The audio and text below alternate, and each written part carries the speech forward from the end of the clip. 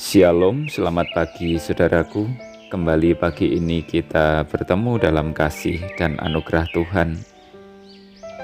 Pagi ini kembali saya menyapa saudara dan mengajak saudara menikmati berkat Tuhan melalui sarapan Satu Hati, Raih Harapan. Firman Tuhan adalah harapan.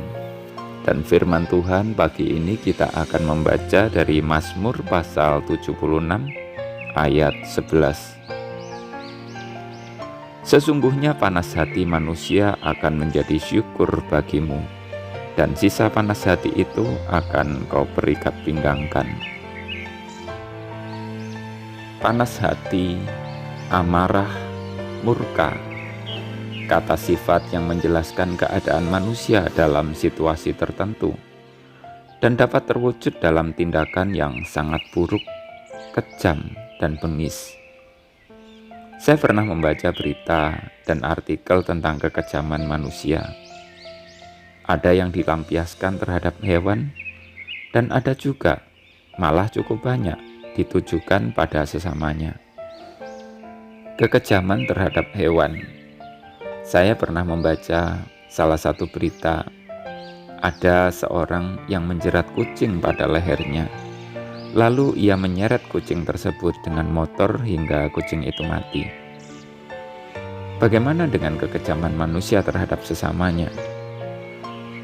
Tahun lalu ada kasus pembunuhan yang dilakukan oleh pengamen yang disebut manusia silver, yakni pengamen jalanan yang mengecat seluruh tubuhnya dengan warna perak sehingga tampak seperti patung. Ia membunuh temannya karena ada perselisihan. Korban ditusuk hingga mati.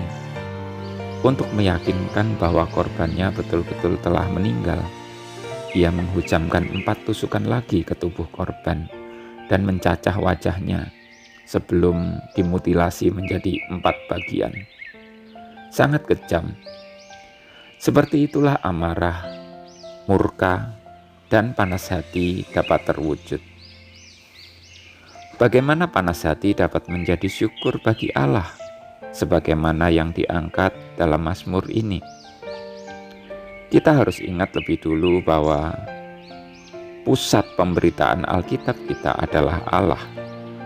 Allah bekerja dan dapat mengubah segala sesuatu bagi kemuliaannya.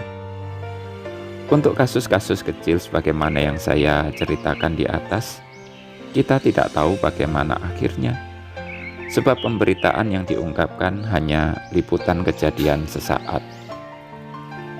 Namun dari Alkitab kita dapat menggali lebih banyak, sebab ada begitu banyak kisah yang telah terceritakan sampai akhirnya, tidak terkecuali mengenai amarah manusia.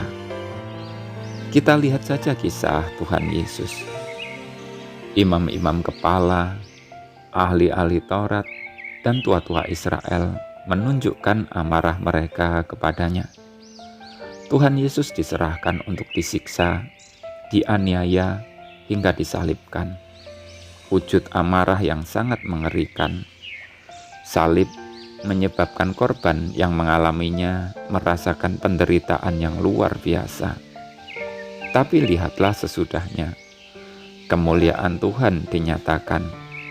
Di atas salib itu pengampunan ditawarkan dan keselamatan dikaruniakan. Betapa luar biasa Tuhan Allah kita. Jadi bagaimana kita menyikapi amarah manusia? Jangan takut, Tuhan kita tetap memegang kendali. Sekejam apapun manusia, Allah kita tetaplah lebih berkuasa darinya. Tidak ada sesuatu pun yang dapat terjadi jika tidak seizinnya. Menghadapi amarah manusia, serahkanlah ke tangan Tuhan yang dahsyat. Maka kita akan menyaksikan bagaimana Ia mengulurkan tangan. Dan yang pasti, kita akan melihat akhir yang indah dan membuat kita kagum serta memuliakan Dia. Selamat pagi saudaraku, selamat beraktivitas. Tuhan memberkati. Jangan lupa sarapan.